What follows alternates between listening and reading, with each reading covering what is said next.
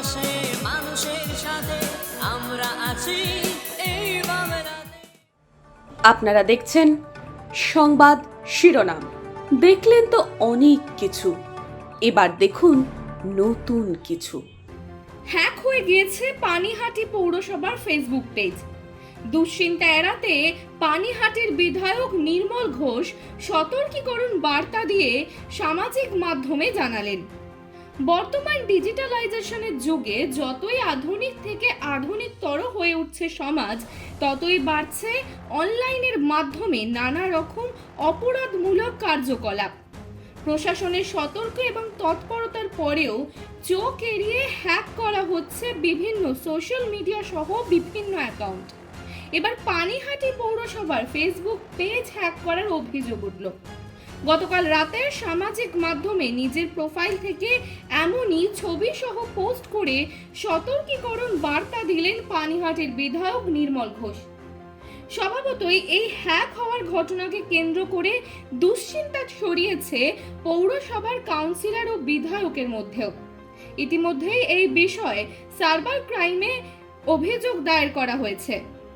পৌরসভার পক্ষ থেকে এমনটাই বললেন পানিহাটি পৌরসভার উপপৌর প্রধান সুভাষ চক্রবর্তী।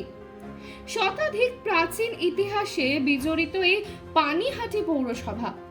বর্তমান এই ডিজিটাল মিডিয়ার যুগে সামাজিক মাধ্যমে একটি অফিসিয়াল পেজ রয়েছে পানিহাটি পৌরসভার, যার মাধ্যমে পৌরসভা এবং পানিহাটি অঞ্চলের মানুষদের জন্য সমস্ত রকম বার্তা এবং খবরাখবর প্রদান করা হয়। এবার সেই গুরুত্বপূর্ণ পেজ হ্যাক হয়ে যাওয়ার অভিযোগ উঠল। ইতিমধ্যেই গোটা বিষয়টি প্রশাসনের কাছে তদন্তের আবেদন পাঠিয়েছে পানিহাটি পৌরসভার উপপৌর প্রধান সুভাষ চক্রবর্তী। যদি হ্যাক হয়ে থাকে তাহলে ওনারা তদন্ত করুক। সৎ সাহস থাকে তাহলে কে হ্যাক করেছে, কে বিভ্রান্ত করার চেষ্টা করছে, তাহলে সেটাকে সামনে নিয়ে আসা হোক। দুদিন অপেক্ষা করে দেখি কে শাস্তি পায়। এই প্রসঙ্গে এমনই প্রতিক্রিয়া বিজেপি নেতা জয় সাহার। হ্যাক করে হ্যাকাররা এই পেজে পোস্ট করা বহু পুরনো স্মৃতি এবং তথ্য মুছে দিচ্ছে ধীরে ধীরে। পৌরসভার বিরুদ্ধে খারাপ কথা পোস্ট করা হচ্ছে এই পেজ থেকে, এমনটাই বললেন পানিহাটি পৌরসভার উপপৌর প্রধান। তবে কী কারণে হ্যাক এখনো জানা যায়নি।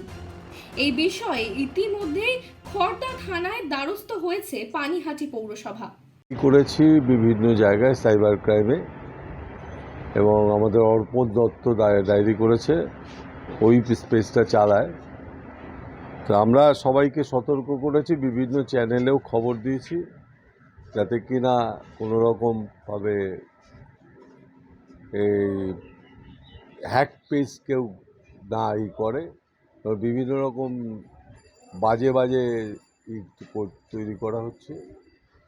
আমরা সব রকম প্রোটেকশন দিয়েছি। এটা বাইরে থেকে হয়েছে, এখানে না। আমার তো কোনো ইনকোয়ারি না হলে তো এটা বলা যাবে না, কারোর নামে দোষ দেওয়া যাবে না। মানুষের পাশে মানুষের সাথে আমরা আছি এই বাংলাতে। আপনারা দেখছেন সংবাদ শিরোনাম। দেখলেন তো অনেক কিছু, এবার দেখুন নতুন কিছু।